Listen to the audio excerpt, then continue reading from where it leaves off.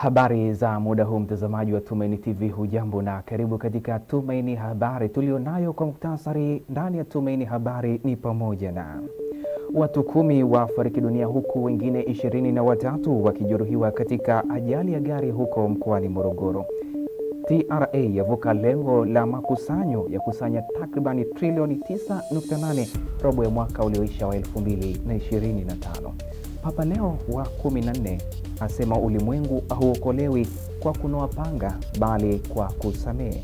Na kunako habari za michezo na burudani, Simba Sport wasili visiwani Zanzibar kujiandaa na Mapinduzi Cup. Imekuwa ni tajamala zaidi Saada na Sudi kuungana nawe katika siku ya kwanza Januari mosi mwaka 2026.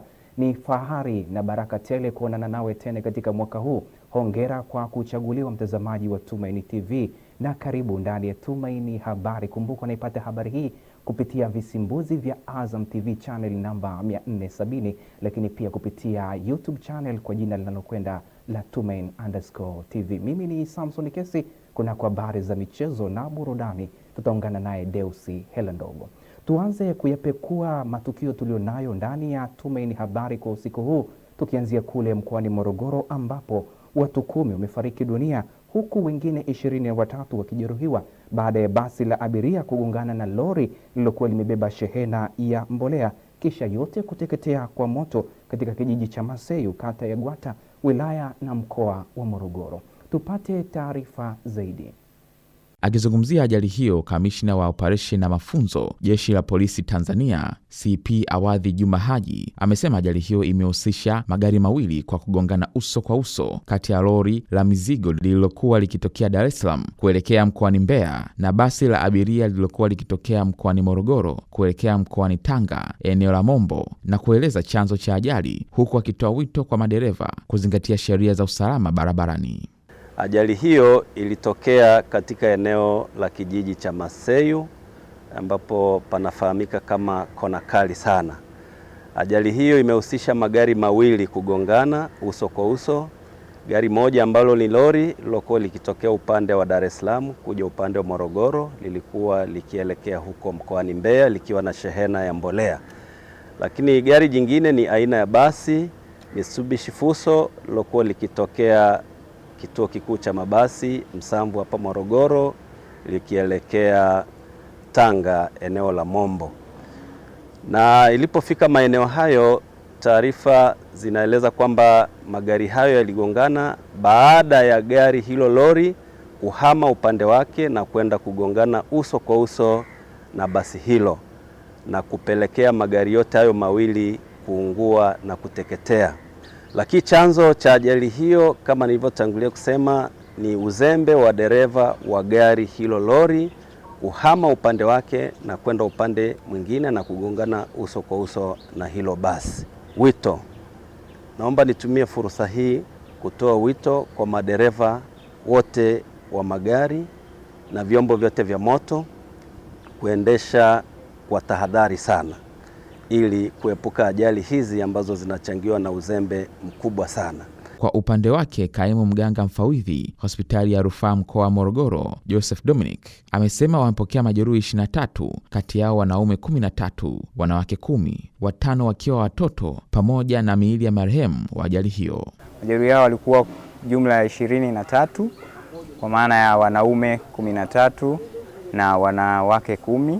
Kati ya hao watoto walikuwepo 5. Majeruhi hao wengi walikuwa na mivunjiko mbalimbali kwenye miguu na majeraha mbalimbali kwenye kichwa na sehemu nyingine za mwili. Kati ya hao 23, 3 ndio walikuwa serious na wote waliweza kupata huduma stahiki.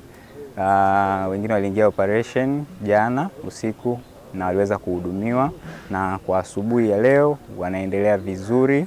Na kati yao 23 majeruhi 5 tunatazamia kuwaruhusu leo baada ya jopo la madaktari kujiridhisha kwamba wanaendelea vizuri na wanaweza kuendelea na matibabu mengine wakiwepo nyumbani au nje ya hospitali. Na lakini hiyo jana kuanzia majira ya saa 5 mpaka saa 7 tulipokea maiti walikuja kwa awamu mbili. Awamu ya kwanza walikuja majira ya saa 5, ilipokea maiti 8. Kati ya hizo 8 kulikuwa kuna wanaume 6 na wanawake 2. Majeruhi wa ajali hiyo, Samson Godfrey na Peregrini Mdimi, wakaelezea namna ajali hiyo ilivyotokea. Kwenye basi la Mawio. Changamoto iliyotokea kwamba ile basi la Mawio lilikuwa kwenye laini yake, sema lilikuwa spidi. Sasa lilipokuwa spidi, kulikuwa kuna roli mbele na lilikuwa lina overtake. Sasa yule mwenye basi akashindwa kucontrol kwa sababu alikuwa spidi. Naona alikuwa anakwepa, lakini ile lori lilikuwa linakuja. Kwa hiyo akakutana uso kwa uso. Sisi kastuka tu, tumepinduka, tuko chini. Katika ile mvua tumeenda mpaka kupita Mikesi hapo, kufika mbele ndio dereva wa lori ambao alikuwa anatoka Dar es Salaam anakuja huku, ndo alitusababishia ajali. Alivyotek sehemu ambayo si salama na akatugonga. Yaani baada hapo mimi tena sikuelewa chochote, sababu baada hapo mimi nimeshtukia tu kwamba nimetoka nipo kwenye mtaalamu kwenye nyasi huko nimelala. Miili ya marehemu imehifadhiwa katika chumba cha kuhifadhia maiti hospitali ya rufaa mkoa wa Morogoro kwa ajili ya kutambuliwa na ndugu na jamaa wa marehemu, huku majeruhi wakiendelea kupata matibabu katika hospitali hiyo ya rufaa ya mkoa wa Morogoro. Mwenyezi Mungu awajalie uponyaji wa haraka majeruhi na azilaze roho za marehemu mahali pema peponi. Amin. Tuelekee katika taarifa nyingine. Mamlaka ya mapato Tanzania TRA imefanikiwa kukusanya shilingi trilioni 9.8 kati ya shilingi trilioni 9.6 zilizotakiwa kukusanywa, hivyo kuvuka lengo la makusanyo ya kodi katika robo ya mwaka ya mwezi Oktoba hadi Disemba mwaka 2025. Na hayo yamebainishwa jijini Dar es Salaam na kamishna mkuu wa mamlaka hiyo Yusuf Mwenda alipokuwa akizungumza na waandishi wa habari wakati akitoa taarifa ya utendaji wa makusanyo ya kodi katika robo hiyo ya mwaka ambayo tumeweza kuyafikia, na haya mafanikio yasingefikiwa bila walipa kodi wote nchini kujitoa kulipa kodi kwa hiari. Voluntary tax compliance imeongezeka, lakini tunamshukuru sana Mheshimiwa Rais Dr. Samia Suluhu Hassan kwa kujenga vitu viwili vikubwa. Cha kwanza, kujenga uchumi himilivu.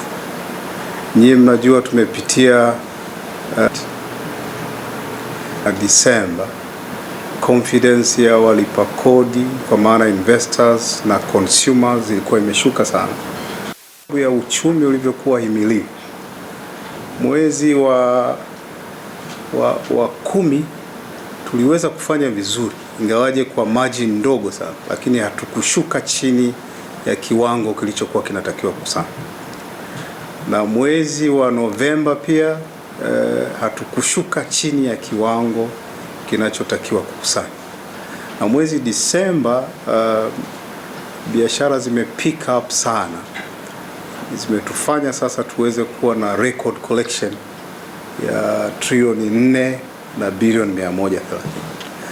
Pia kamishna huyu ametumia fursa ya tukio hilo kuwapongeza na kuwashukuru wafanyabiashara na Watanzania kwa ujumla kwa kulipa kodi na kubainisha mipango na mikakati ya TRA kwa mwaka huu wa 2026. Lakini kwa mwaka 2026 tumejipanga zaidi kuongeza tax base. Tumejipanga zaidi kusimamia sheria za kodi ili kuondoa tax gap kwa kupambana na wakwepa kodi wote wanaofanya tax evasion na tax avoidance. Lakini pia tutaboresha sana huduma zetu. Tukiondoka huko sasa, tuelekee katika taarifa hii ambapo baadhi ya wananchi wa mtaa wa Kiembe Samaki, kata ya Kilakala, manispaa ya Temeke jijini Dar es Salaam wamelalamikia mkandarasi anayejenga barabara eneo la maji machafu na kushindwa kuweka mitaro ya kusababisha maji hayo kutuama katika makazi hayo hasa mvua inaponyesha. Tupate taarifa zaidi. Wakizungumza na waandishi wa habari katika mtaa huo, wamesema wanahofia usalama wao kutokana na maji kuingia kwenye makazi yao, huku wakitaka serikali kuingilia kati ili kuondolea athari wanazozipata. Mkandarasi sasa hivi anamaliza mwezi, hatujamuona. Tunamuona kijana tu anakuja na gonga hizi mbao na kuondoka. Mpaka leo hatujui tatizo nini. Hii changamoto zilizokuja mvua, walipoamka na wanangu asubuhi ndo watakuta ya maji yamejaa. Mimi mwenyewe kwa huko shamba nimerudi jana kwa sababu ya changamoto hili. Hapa pakavu, hata walipojenga hapa pakavu. Mimi maji yamenizunguka nyuma kote kuna maji. Sasa hapa kupita ndio chooni nimeweka mawe. Maji yamefika mpaka kwenye kizingiti pale, ndio leo ndio kidogo nikikanyaga ninaona kidogo ni afadhali, lakini maji yapo. Bala changamoto maji kuanzia hapa mpaka mwisho. Changamoto ni maji. Na aliambiwa mkandarasi kama nataka kujenga hii lami, hii babako anajenga ishuke hivi kwa sababu hakuna miundombinu yote ya maji ambayo umeshaiweka. Akafanya tusikiliza, atafanyia kazi, kajenga, ameka level. Sasa imekuwa asali kwetu sisi, maji mpaka huko magari yataka yafiki, huko mtele mataka yamejaa kibao huko nyuma, mambu. Na kama hivyo anakuja siku mbili, anaonekani, wiki hayupo, kaja kuja mtu mmoja. Sasa hii kilo 20 hiyo kilo. Kama hivi mfereji ya maji vina inarudi ndani kwa sababu ikitirika huko maji inarudi huko. Inatakiwa nini? Yaani hapo kuwe kama kuna mfereji au iwe chini kabisa maji na ikitoka hapa yaende kwenye mfereji mkubwa. Akizungumza kwa njia ya simu, diwani wa kata ya Kilakala Eric Magoa amekiri kufahamu mradi huo na kero wanazozipata wananchi, na tayari amemweleza mkandarasi kuitafutia ufumbuzi kunusuru makazi ya wananchi hao. Sasa bahati mbaya nzuri, wakati namuita ilikuwa kama wiki moja mbili zilizopita, kuwepo yeye. Kwa hiyo nilimwachia hiyo zoezi mtendaji wa kata, mtendaji wa mtaa na mwenyekiti wa serikali ya mtaa. Tumpate mkandarasi kwanza, tupate document, kwa sababu yeye kwanza kitu ambacho amekifanya amekuja bila kutoa taarifa kwenye ofisi ya serikali ya mtaa wala kwa mtendaji. Kwa hiyo kikao changu cha kwanza cha ODC nilitamani awepo, kwa sababu niliwaambia wakandarasi wote watu wote wanaohusika wawepo ili tupeane mwangaza jinsi gani mimi kama diwani mpya tutakwenda. Tujue kwa sababu pale shida kubwa kwanza ni eneo ni finyu, lakini pia inene hao inahitajika mtaro. Sasa je, maji ambayo yanakuwepo kwenye majumba ya watu yanaweza kutoka vipi? Na barabara ile ikishajengwa maana ndio itakuwa imezuia hata hayo wahueni wa mwanzo. Edveste Tarimo, Tumaini Habari. Na tukiondoka katika taarifa hiyo, tuelekee kule kanda ya Ziwa mkoani Geita, ambapo wananchi wa kata ya Iparamasa, Buseresere pamoja na Bwanga na Butengolumasa zilizopo jimbo la Chato Kusini mkoa wa Geita wamemuomba mbunge wa jimbo hilo Pasco Lutandula kuingilia kati changamoto ya ubovu wa miundombinu ya barabara, wakisema hali hiyo imekuwa kikwazo kikubwa kwa usafirishaji wa mazao na shughuli zao za kila siku. Taarifa ya Joel Maduka kutoka Geita inafafanua zaidi. Wananchi hao wameelezea kilio hicho wakati wa mkutano wa shukrani kwa mbunge, wakibainisha kuwa ubovu wa miundombinu ya barabara umekuwa kikwazo kikubwa katika kusafirisha mazao kwenda sokoni pamoja na kuathiri shughuli nyingine za kijamii na kiuchumi. Wamesema ni vyema kwa mbunge huyo akaanza na barabara korofi ili kurahisisha usafiri kwa wananchi. Wanapopita ni kubaya sana. Tunaomba ile mheshimiwa ulifanyie kazi. Watoto wetu kinyesha mvua wanahangaika kufika shule, wanafika au wanachelewa, lakini kikubwa wanaenda kupigwa. Na wanajua kwamba lile eneo letu halina barabara wala halina usali wa kupita watoto. Matope tu, watoto wanahangaika. Tunakuomba mheshimiwa diwani mbunge utufanyie jitihada, watoto wetu wao wanafika vizuri, wanahangaika.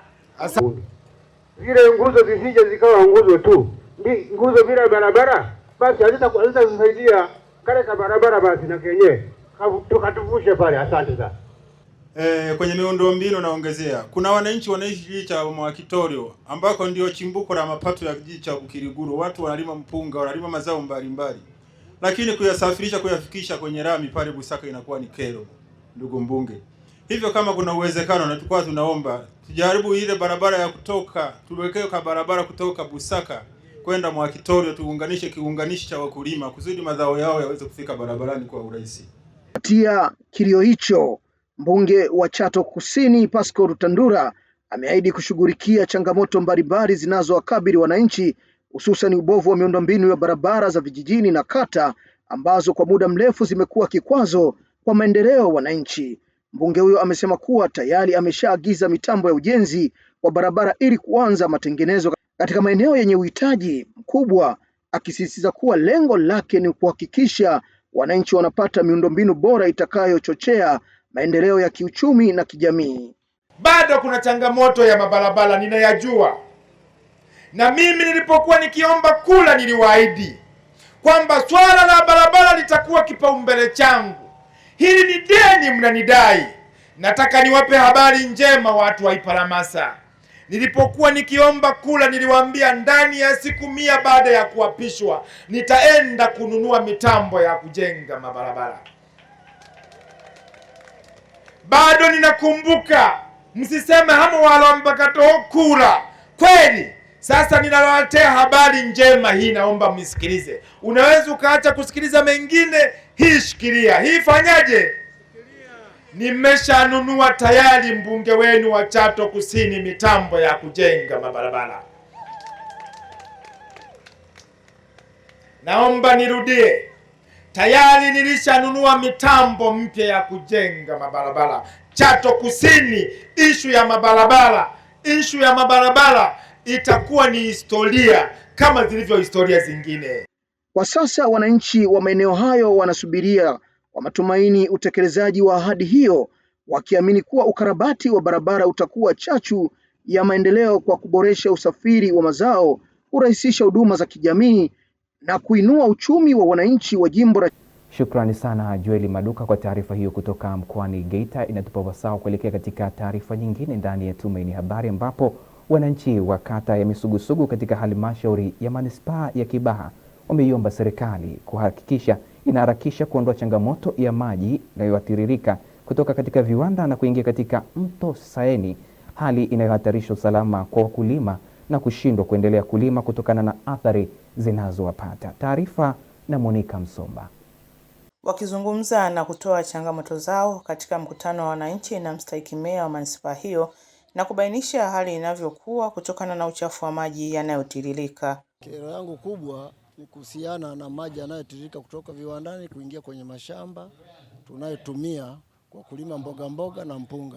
Viwanda vimekuwa vikielekeza maji taka kupitia mabonde ambayo tunatumia kufanyia kazi kama bustani, lakini yale maji yanapokuwa yakiachiwa kule yanakuja yanaharibu kabisa mazao. Imekuwa ni kero ya muda mrefu sasa, zaidi ya mwaka 1.5. Maji yamekuwa yakitiririshwa kuja katika sehemu ambazo tunapita. Akiwa eneo la viwanda baada ya kikao na wananchi wa kata hiyo ya Misugusugu, mstahiki meya manispaa ya Kibaha amesema wawekezaji wachukuliwe hatua stahiki kutokana na uchafuzi wa mazingira. Mheshimiwa Rais anatamani kila Mtanzania atabasamu, na hawa wawekezaji sisi tunawakaribisha. Karibu sana Pwani, tuwekeze. Ni maeneo ya viwanda ni vingi, tunashukuru, vinaleta mapato kwa nchi yetu, lakini halmashauri pia inapata service levy ya kutosha. Lakini kwa habari ya mazingira kama hivi, wajitahidi basi kwenda na yale maelekezo wataalamu wa mazingira wanayotoa. Kwa hiyo hawa wawekezaji hawa wachukuliwe hatua stahiki kama wataalamu wa mazingira watakavyoona inafaa. Afisa mazingira ya manispaa amesema awali tayari walishatoa ilani ya marekebisho 3, lakini bado hawajatii sheria na masharti. Kwenye kiwanda cha Fortune tumeshatoa penalty kama 3 kwa ajili ya adhabu ya kutokucomply na sheria za mazingira. Tumeshatoa ilani 3 za marekebisho ya miundombinu ya majitaka katika kiwanda hiki cha Fortune. Lakini kwa kuwa hawajatii sheria na masharti ya mazingira, kwa faini hizo 3 ambazo tumetoa, kwa hiyo kwa kutokutii sheria za mazingira za nchi yetu ya Tanzania, tunawaomba wasimamishe zoezi za uzalishaji mpaka watakapokamilisha mchakato wa ujenzi wa haya mabwawa. Kwa upande wake mwekezaji huyo amesema wameshafanya mawasiliano na uongozi wao ili waweze kununua mtambo wa kusafishia maji. Our management of the compound, we already communicate with the company from China to make the waste paper clean 620. As you know, we are communicating with them to purchase the machine to make the water cycle 610 to clean the water. Pamoja na mambo mengine, wananchi hao wa kata ya Misugusugu wameeleza changamoto ya uwepo wa mapoli yasiyofanyiwa usafi na wengine kudai kutofikishiwa umeme wa REA wakati miundombinu hiyo ipo maeneo wanayoishi. Monica Msomba, Tumaini Habari, Pwani. Naam, mimi na wewe tuna mikakati gani na mipango gani kwa mwaka huu 2026? Inaweza kuwa mipango yako ni siri, lakini matokeo yako yatatupa majibu ya kile ambacho umekipanga kwa mwaka huu 2026. Tuelekee katika taarifa nyingine. Wilaya ya Limete mjini Kinshasa inakabiliwa na taka zenye sumu zinazotanda barabarani na kuziba njia za maji, ambapo msanii wa plastiki au Pepe Noir ameamua kupambana na tatizo hilo. Je, anatumia sanaa ya namna gani katika kulikabili tatizo hilo? Taarifa ya washiriki wetu kutoka pale DW Kurunzi inafafanua zaidi.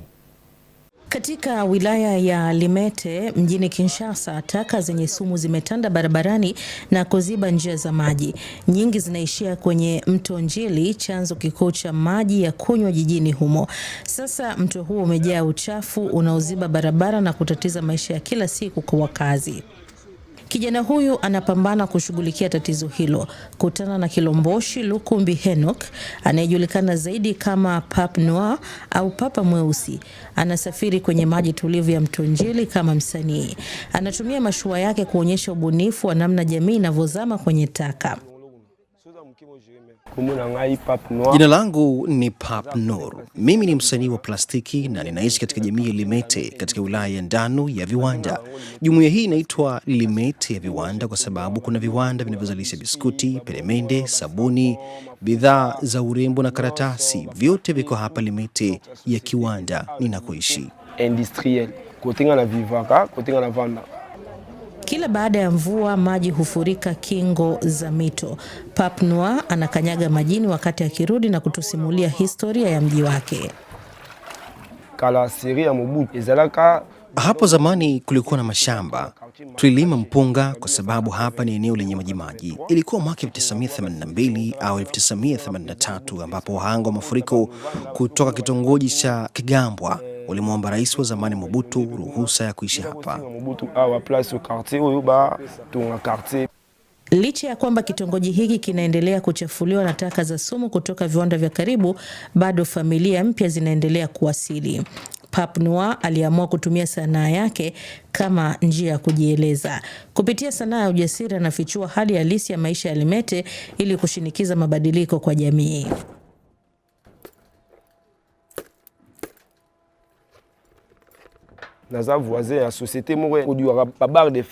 Ninaishi karibu na kampuni ya utengenezaji chuma. Mara nyingi hununua magari yaliyochakaa, wanatoa chuma tu kutoka kwenye magari. Takataka zingine kama plastiki hutupwa mitaani. Mvua inaponyesha, uchafu huu huzuia mtiririko wa maji kwenye mifereji ya maji machafu na ile ya kawaida. Hapo ndipo nilipata msukumo wa kuunda vazi langu la kwanza.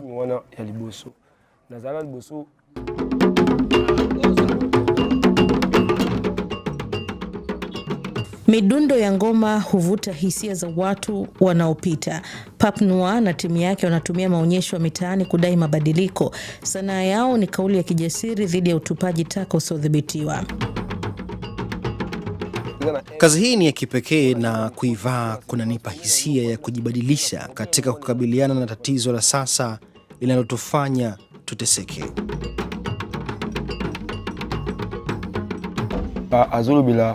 Utendaji wake ni dirisha la nguvu na njia ya maisha ya mababu zetu, urithi ambao kizazi chetu kinaonekana kupoteza. Ngola ni rangi hii nyeupe inayopakwa mwilini. Ilitumiwa pia wakati wa sherehe za mababu. Leo hii desturi hii imepuuzwa. Ndio matokeo ya matatizo kama vile uchafuzi wa mazingira, kutoheshimu maadili na desturi za mababu.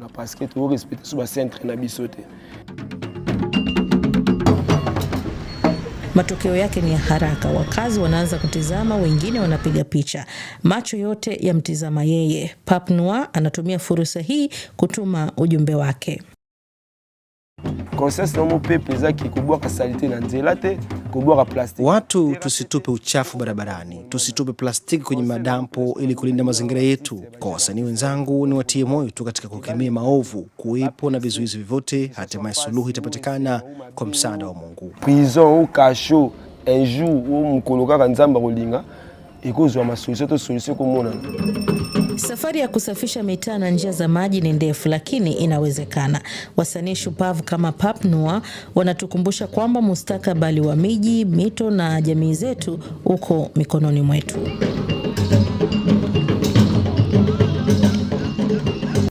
Taarifa hiyo kutoka huko jijini Kinshasa inatupa wasaa wa mapumziko mafupi. Tukirejea tutaendelea kukuletea habari tulizonazo na tulizozifumbata mezani kwetu kwa usiku huu wa leo. Usiondoke.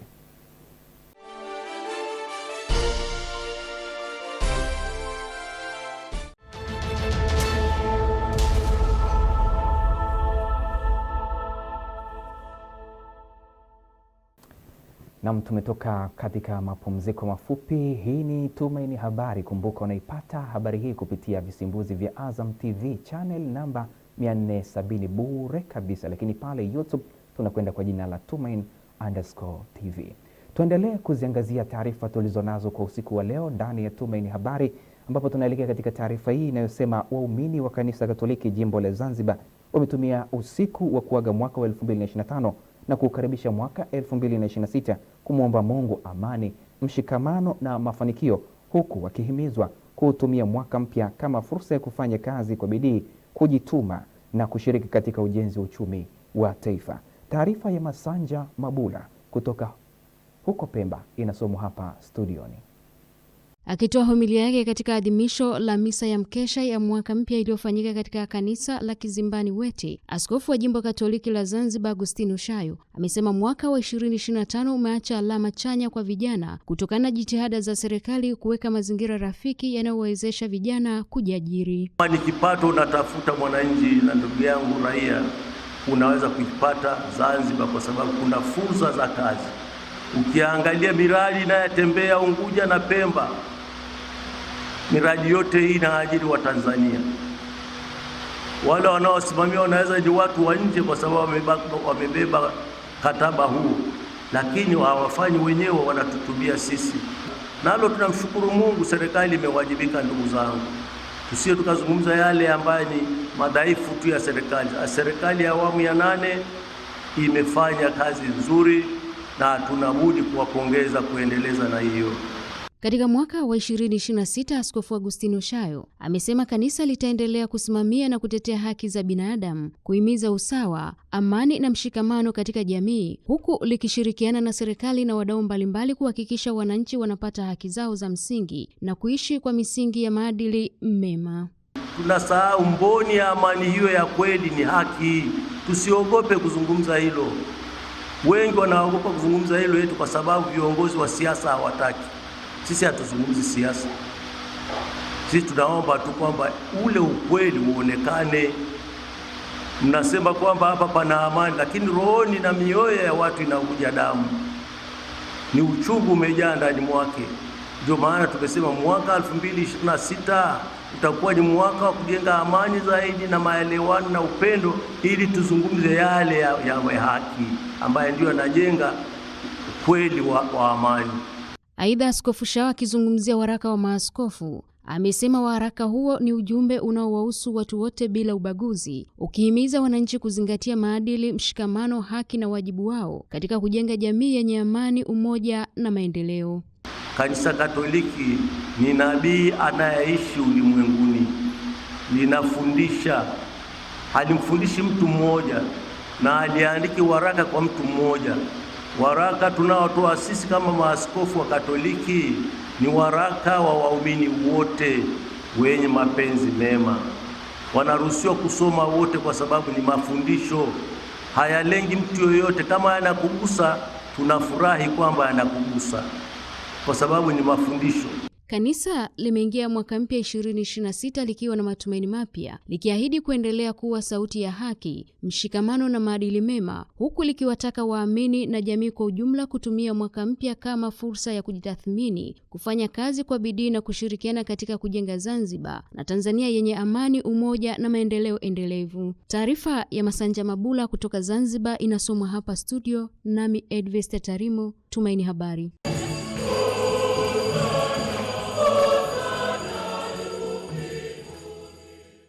Waamini wa Kristo nchini wametakiwa kuwa washiriki wa mpango wa Mungu katika kuzaa na kulea watoto ambao wanapewa na Mwenyezi Mungu.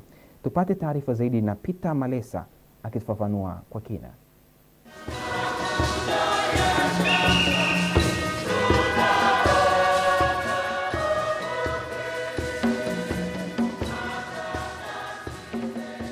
Rai hiyo imetolewa na Padri Daktari Kirianu Siduka, paroko wa parokia ya Bikira Maria Afya ya Wagonjwa Sengerema, katika adhimisho la misa takatifu kwa heshima ya Bikira Maria mama wa Mungu. Watu wanapenda kuoana na kuishi kwenye ndoa, lakini hawataki zawadi ya watoto, na wengine wanaingia kwenye ndoa lakini wanataka mtoto mmoja. Haya mafundisho hayatuachi salama pia wanaume. Yawezekana sisi wanaume tumekuwa chanzo cha kufikia huko. Mmoja akaniambia, "Father, mimi kuolewa Kwa nini? Wanaume waaminifu waliishia kwa Yosefu. Wanawake wanyenyekevu alikuwa Maria peke yake." Sasa kama ni hivyo, tunaelekea wapi? Ni changamoto ambao tunapata kukaa pamoja na kuijadili pamoja. Na ndio maana familia nyingi, ndoa nyingi leo ziko mguu pande. Kwa upande wao, baadhi ya washiriki katika adhimisho hilo la misa takatifu wamesema homilia hiyo imewajenga hasa katika malezi na utunzaji wa familia.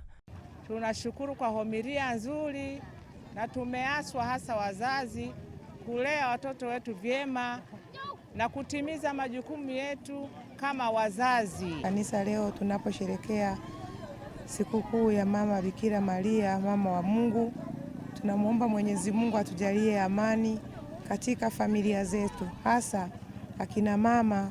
Tunawaombea akina mama, tunaombea akina baba, tunaziombea familia zetu katika mwaka huu wa 2026. Adhimisho hili ni mwambata wa sherehe za kuaga mwaka 2025 na kukaribisha mwaka 2026, ambapo katika wilaya ya Sengerema na Jimbo Katoliki la Geita hakuna kisa cha uvunjifu wa amani kilichoripotiwa na vyombo vya usalama. Nikiripoti kutoka parokia ya Bikira Maria Afya ya Wagonjwa Sengerema, Jimbo Katoliki la Geita, mimi ni Peter Maresa, Tumaini Habari. Tunaarifiwa kuwa askofu wa Jimbo Katoliki la Iringa Mhashamu Romanus Mihali amewataka waamini wa kanisa la Bikira Maria Mpalizwa Mbinguni parokia ya Mkwawa wawe na mpango mkakati wa shughuli za kila siku, hasa kipindi hiki cha kuanza mwaka mpya wa 2026. Tupate taarifa zaidi. Askofu Mihali akitoa homilia yake wakati wa adhimisho la misa ya mkesha wa kuvuka mwaka 2025 na kuanza mwaka mpya 2026, amewataka waamini kuwa na mpango mkakati na kutokukaa pasipokuwa na malengo maalum ya kimaisha. Katika jumuiya zetu tupange, lazima bila kupanga wanasema usipokuwa na mroto huwezi kufanya.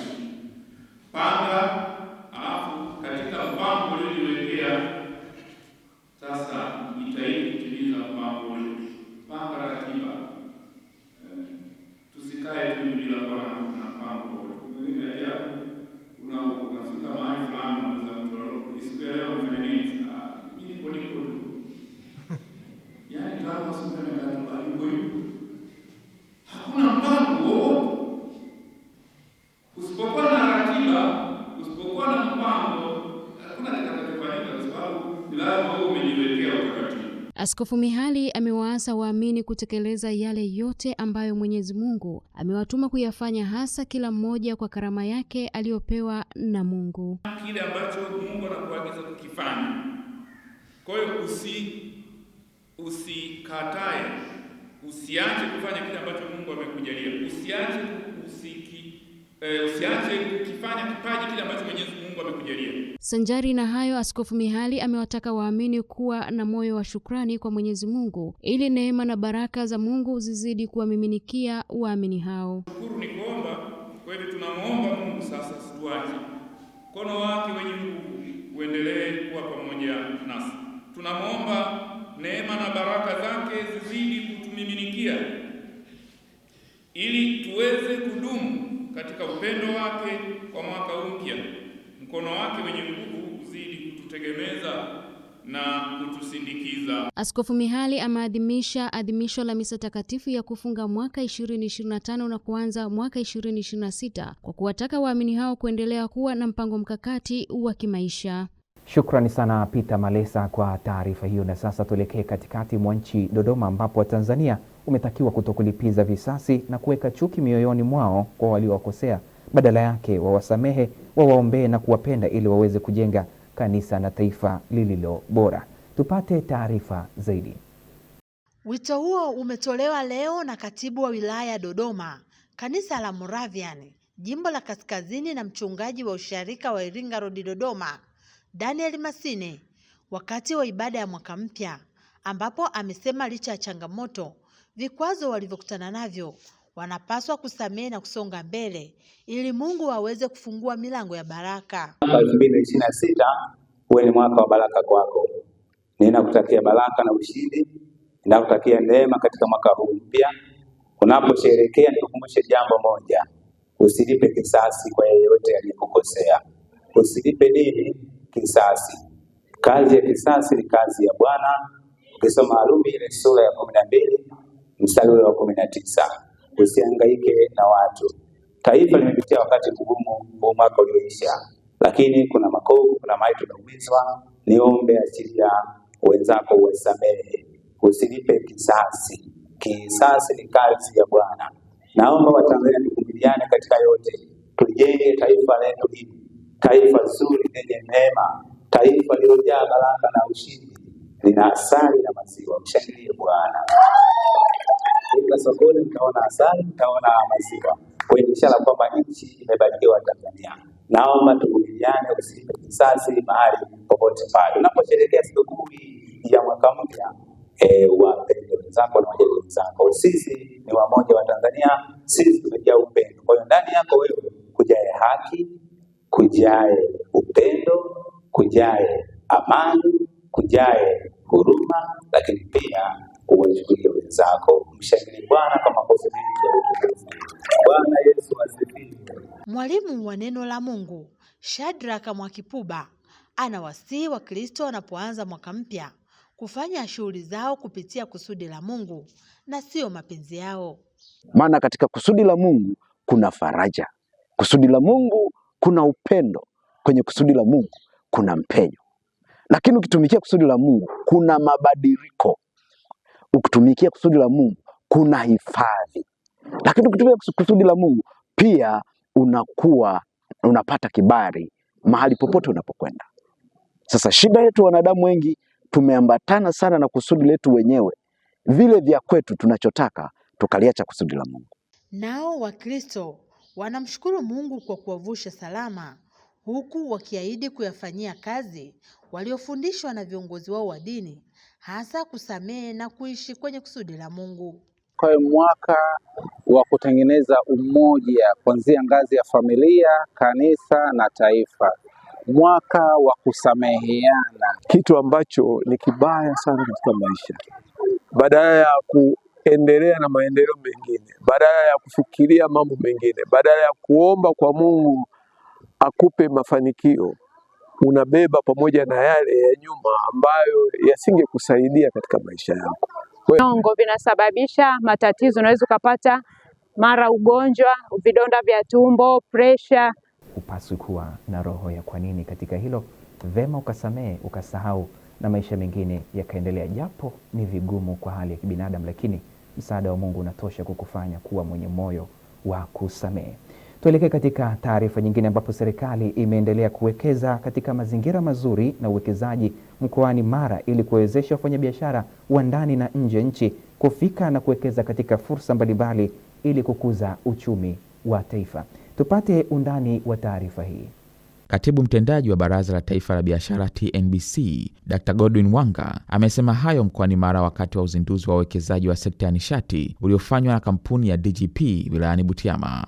Kuwapongeza kwa kufikia mwaka huu wa 2026 na niwashukuru sana wafanyabiashara kwa sababu ni wakati huu tena ni fursa nyingine ambayo tumeipata kwa ajili ya kuendelea kuwekeza. Unajua uwekezaji pamoja na biashara ni njia mojawapo ya kuthamini walaji na watumiaji au wahitaji mbalimbali. Ni serikali ambayo imejipanga kimkakati kuweza kuwasikiliza wananchi na kutimiza matakwa ya kisera, kikanuni na sheria. Mara ni sehemu tulivu ya amani na utulivu ambapo kila mwekezaji ana uwezo wa kuja kuwekeza regarding na zile fursa ambazo tunazo.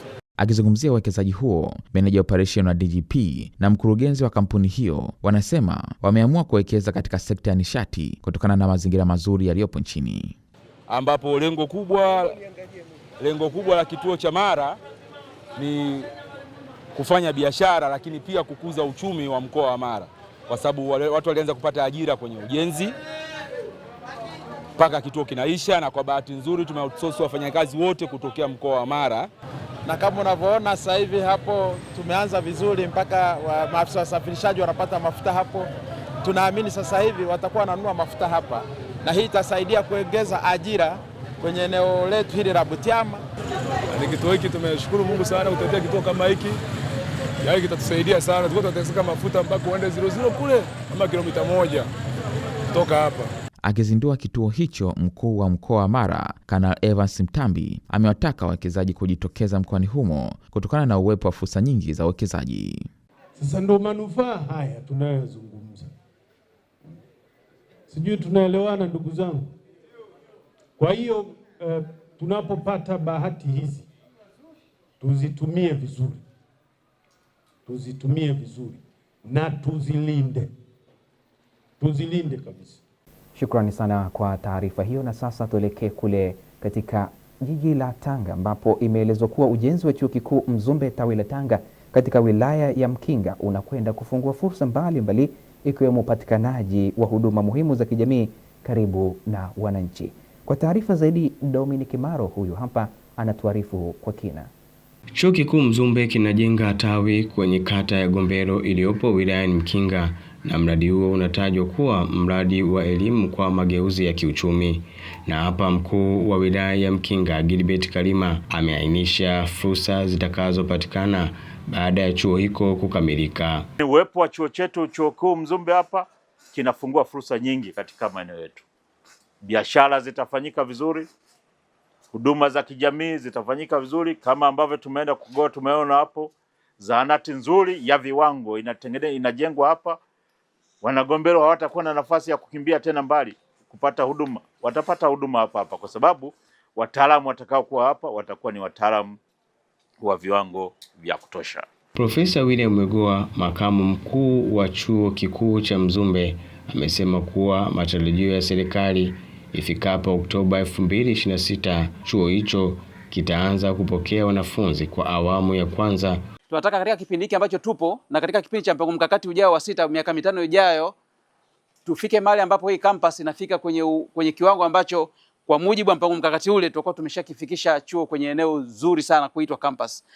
Tumekuwa na uwezeshaji wa namna mbalimbali, capacity building ambayo imefanyika kwa wanataaluma, kwa wanafunzi, kuhakikisha kwamba tunatoa wale wanafunzi wetu wanaenda kujiajiri, kwamba tuhakikishe kwamba elimu tunayotoa kwamba imsaidie huyu mhitimu akitoka asitarajie tu kwamba iko ajira, lakini ile akili yake inakuwa transformed kwa namna moja ambayo kwamba akitoka kule anaweza kutengeneza ajira. Akizungumzia utekelezaji wa mradi huo, mkadiriaji majengo upande wa mkandarasi Geoffrey Godfrey ameeleza hatua za kukamilisha kwa kuwa umejengwa katika awamu mbili. Mkataba wa kwanza ambao ni lot 1 unajumuisha majengo matatu: jengo la kituo cha afya, jengo la utawala na jengo la cafeteria, kwa maana ya jengo la chakula cha mahali hapa chuoni.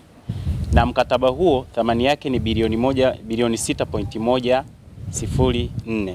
Chuo Kikuu Mzumbe kinafahamika duniani kwa ubora wake, Kwa hiyo watu wanapozungumzia chuo kikuu Mzumbe kidunia, then na Gombero nayo inatajwa na Mkinga nayo inatajwa. Kukamilika kwa chuo kikuu hicho ni mwanzo mpya wa ongezeko la wasomi na wataalamu watakaolisaidia taifa. Nikiripoti kutoka wilaya ya Mkinga mkoani Tanga, ni mimi Dominic Maro, Tumaini Habari.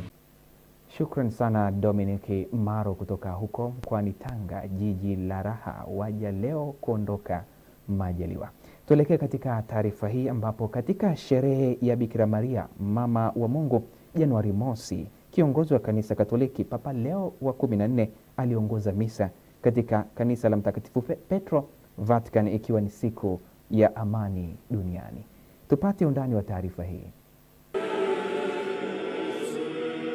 Katika mahubiri yake, Papa Leo wa 14 aliwatia moyo wa kuishi kwa uhuru, lakini pia kuondolewa na kupokonywa silaha bila kinga kama mtoto mchanga aliyezaliwa kwenye mataifa yenye changamoto ya migogoro. Kwa mujibu wa kiongozi huyo, hatua hiyo inatufundisha kwamba ulimwengu hauokolewi kwa kuona panga, kuhukumu, kukandamiza au kuangamiza kaka na dada zetu, bali kwa kujitahidi bila kuchoka kuelewa, kusamehe, kuomba na kuwakaribisha wote bila hofu. Baba Mtakatifu Leo wa 14 alikumbusha awali ya yote baraka nzuri ya Bwana iliyoonyeshwa katika kitabu cha Hesabu na kuakisi uhusiano kati ya Mungu na watu wa Israeli. Mbele ya waamini 5500 walioshiriki katika kanisa kuu la Mtakatifu Petro mjini Vatican, ikiwa ni makardinali, maaskofu, mapadri na waamini watu wa Mungu. Kwenye mahubiri ya Papa alisema sherehe ya Maria Mtakatifu mama wa Mungu ni mwanzo wa mwaka mpya wa kiraia, lakini liturujia inatupatia maandishi ya baraka nzuri. Papa aliendelea kusema kuwa katika kitabu cha Hesabu maagizo kuhusu kuwekwa wakfu kwa Wanaisraeli kati ya Mungu na watu wa Israeli. Hivyo mwanadamu humpatia Mungu yote aliyopokea, na yeye hujibu kwa kumtazama kwa wema, kama vile katika mapambazuko ya ulimwengu. Papa Leo wa 14 alisisitiza kwamba mwanzoni mwa mwaka mpya, liturujia inakumbusha kwamba kila siku inaweza kuwa kwa kila mmoja wetu mwanzo wa maisha mapya. Shukrani kwa upendo mkarimu wa Mungu, huruma zake na mwitikio wa uhuru wetu. Kwa kuhitimisha, Papa alisisitiza kwamba katika sikukuu hii takatifu, mwanzoni mwa mwaka mpya, tunakaribia kumaliza jubilei ya matumaini. Hebu tukaribie pango la kuzaliwa Kristo kwa imani kama mahali pa amani. Wakati huo huo, kiongozi huyo amehimiza kila mtu kujenga mwaka wa amani kwa kuondosha mioyo yetu na kujiepusha na kila aina ya vurugu. Akiwasalimia takribani watu 40,000 waliokusanyika katika uwanja wa Mtakatifu Petro siku ya kwanza ya mwaka 2026, Papa Leo alitoa matakwa yake ya dhati ya amani ya kila jema kwao. Pia alishiriki matakwa yake madhuri kwa Rais wa Jamhuri ya Italia, Sergio Mattarella. Katika hotuba yake, Papa alieleza kwamba miaka 58 iliyopita, kwa matakwa ya Papa Mtakatifu Paulo wa 4 mwaka 1968, Januari mosi umeidhinishwa kuwa siku ya amani duniani. Akikumbuka kumbukumbu ya miaka 800 ya kifo cha Mtakatifu Francisco wa Asizi, Papa Leo alifunga salamu zake za malaika wa Bwana kwa baraka ya mtakatifu iliyotoka katika maandiko matakatifu: Bwana akubariki na kukulinda. Bwana akuangazie nuru za uso wake na kuhifadhi. Bwana akuinulie uso wake na kukupa amani. Meki Makali, Tumaini Habari.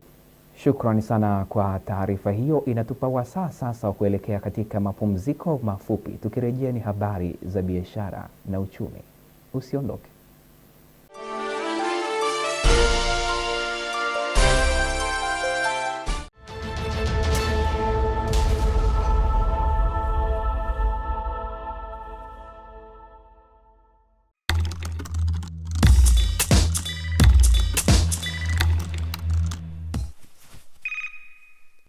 Na baada ya mapumziko mafupi tumerejea, na sasa tupate taarifa za ubadilishwaji wa fedha za kigeni dhidi ya shilingi ya Tanzania kwa mujibu wa Benki Kuu ya Tanzania BOT.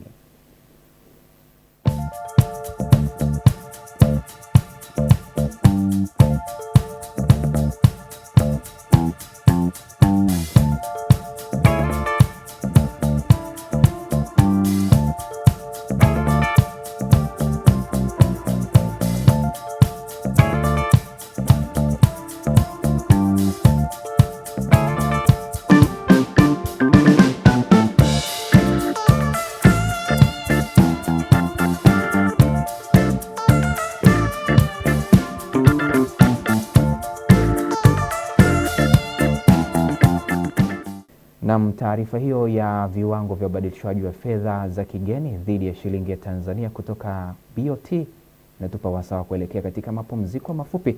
Tukirejea ni habari za michezo na burudani ndani ya Tumaini Habari. Usiondoke.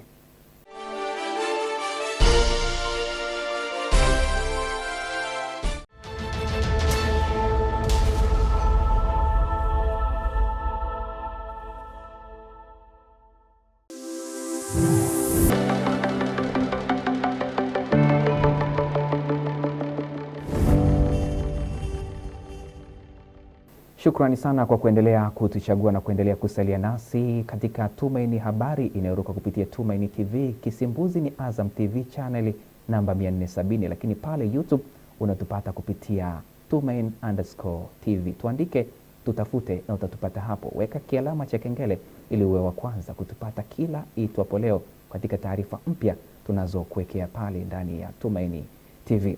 Na sasa ni wasaa wa habari za michezo na burudani. Tunaungana naye Deus Hela Ndogo kutupitisha katika aruba hizo kunako viwanja mbalimbali kunako michezo na burudani.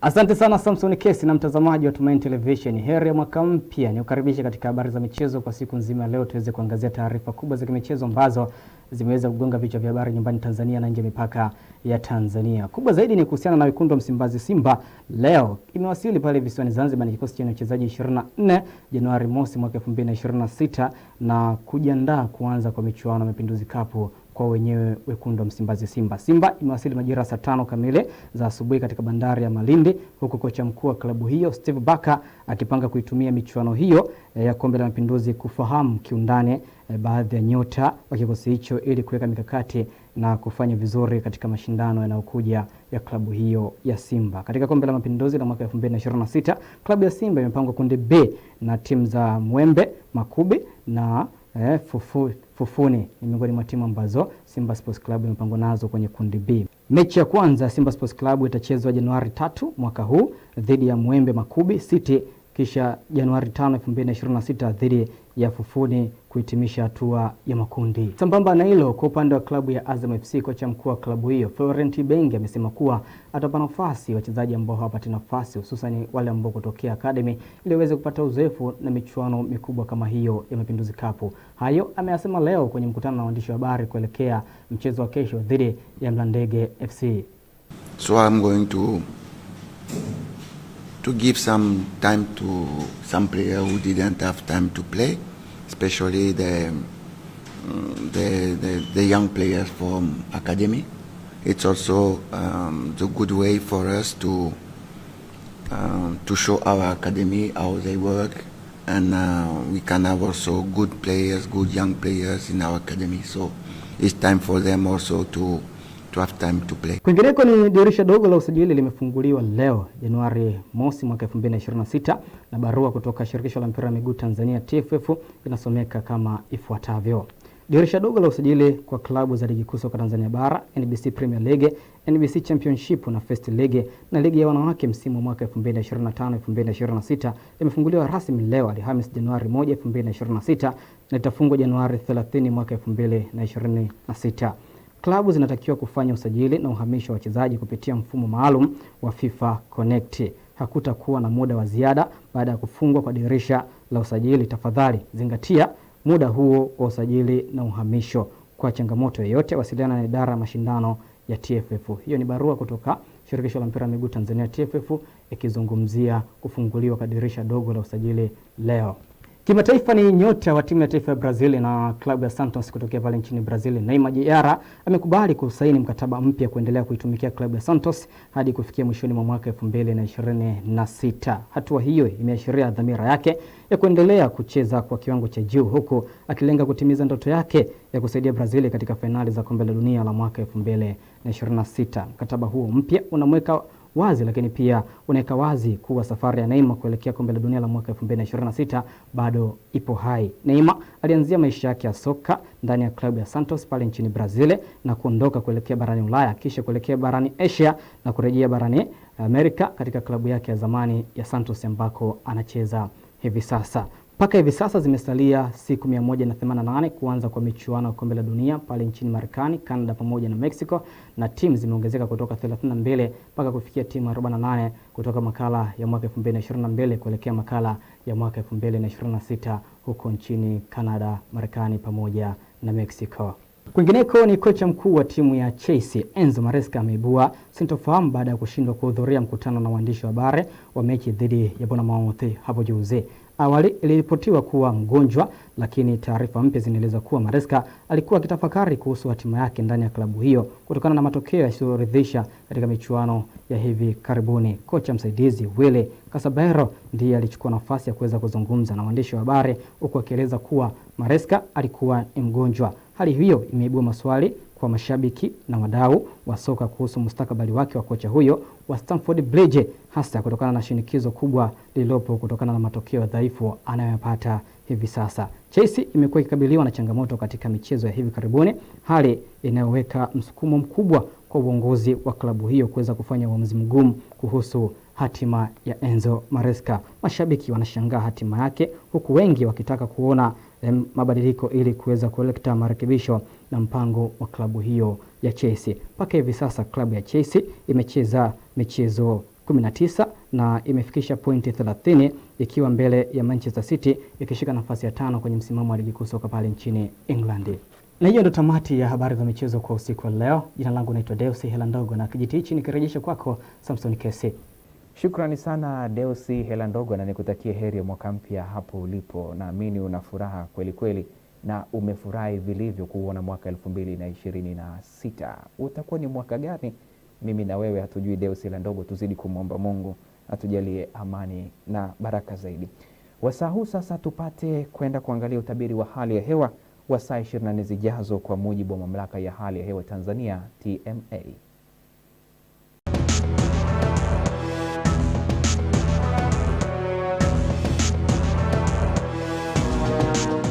Huu ni utabiri wa hali ya hewa kwa muda wa saa 24 zijazo, tukianzia saa 3 usiku kutoka mamlaka ya hali ya hewa Tanzania. Karibu. Usiku wa leo ni matarajio yetu kuwa mikoa inayozunguka ziwa Victoria, Kigoma, Tabora, Katavi, nyanda za juu kusini magharibi, kusini mwa mkoa wa Morogoro, Ruvuma, Lindi pamoja na Mtwara. Mikoa hii inatarajiwa kuwa na hali ya mawingu kiasi, mvua na ngurumo katika maeneo machache. Singida, Dodoma, Arusha, Kilimanjaro, Manyara, kaskazini mwa mkoa wa Morogoro, Tanga, Dar es Salaam, Pwani pamoja na visiwa vya Unguja na Pemba. Maeneo yanatarajiwa kuwa na hali ya mawingu kiasi, mvua nyepesi katika maeneo machache. Upepo wa bahari unatarajiwa kuvuma kwa kasi ya kilomita 30 kwa saa kwa upande wa pwani ya kaskazini pamoja na pwani ya kusini. Hali ya bahari inatarajiwa kuwa na mawimbi makubwa kiasi. Ziwa Victoria, Ziwa Tanganyika, Ziwa Rukwa pamoja na Ziwa Nyasa. Upepo wa ziwa unatarajiwa kuvuma kwa kasi ya kilomita 20 kwa saa. Hali ya ziwa inatarajiwa kuwa na mawimbi madogo. Na kwa siku ya kesho ni matarajio yetu kuwa mikoa ya Kigoma, Tabora, Katavi, nyanda za juu kusini magharibi, kusini mwa mkoa wa Morogoro pamoja na Ruvuma, mikoa inatarajiwa kuwa na hali ya mawingu, mvua na ngurumo katika maeneo machache na vipindi vifupi vya jua. Mikoa inayozunguka ziwa Victoria, Lindi pamoja na Mtwara, mikoa inatarajiwa kuwa na hali ya mawingu kiasi, mvua na ngurumo katika maeneo machache na vipindi vya jua. Singida, Dodoma, Arusha, Kilimanjaro pamoja na Manyara, mikoa inatarajiwa kuwa na hali ya mawingu kiasi, mvua katika maeneo machache na vipindi vya jua. Kaskazini mwa mkoa wa Morogoro, Tanga, Dar es Salaam, Pwani pamoja na visiwa vya Unguja na Pemba, maeneo yanatarajiwa kuwa na hali ya mawingu kiasi, mvua nyepesi katika maeneo machache na vipindi vya jua. Naam, mpenzi mtazamaji, mpaka hapa kutoka Mamlaka ya Hali ya Hewa Tanzania hatuna la ziada. Asante na nikutakie usiku mwema.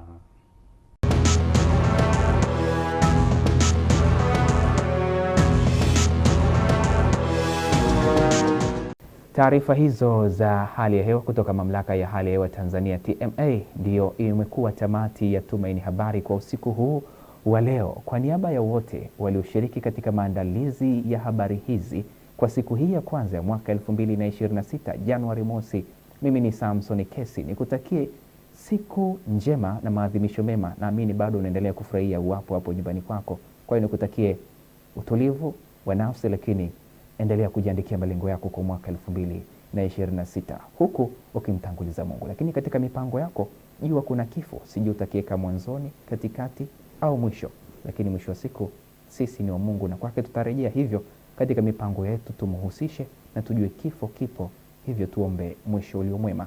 Kwa heri na uwe na usiku mwema usiokuwa na bughudha.